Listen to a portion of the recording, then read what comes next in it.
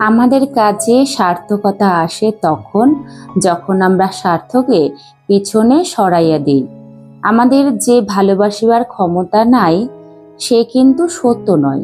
সত্য এই যে আমরা ভালোবাসার প্রয়োগ জানি না, কিভাবে ভালোবাসা প্রকাশ করিব তাহার যেন পথ খুঁজিয়াই পাই না। যতই আমাদের হৃদয়ে অটল প্রেম প্রতিষ্ঠা লাভ করিবে, ততই আমাদের জীব কল্যাণ কর্মের পথ প্রশস্ত হইবে। প্রেম ছাড়া কোনো মহৎ কাজ সম্ভব নয়। স্বার্থের বন্ধন হইতে নিজেদের মনকে বিচ্ছিন্ন করিতেই হইবে, এবং তারপর আমরা আত্মভোলা ও প্রেমে বিগলিত হইয়া সেবায়, চিন্তায় ও কাজে নিজেদেরকে নিয়োজিত করিব। প্রার্থনা করিতে হইবে, এই অনন্ত প্রেমময়ী দেবী মাতা, তোমার শ্রী চরণ তলে আমাকে আশ্রয় দান করো।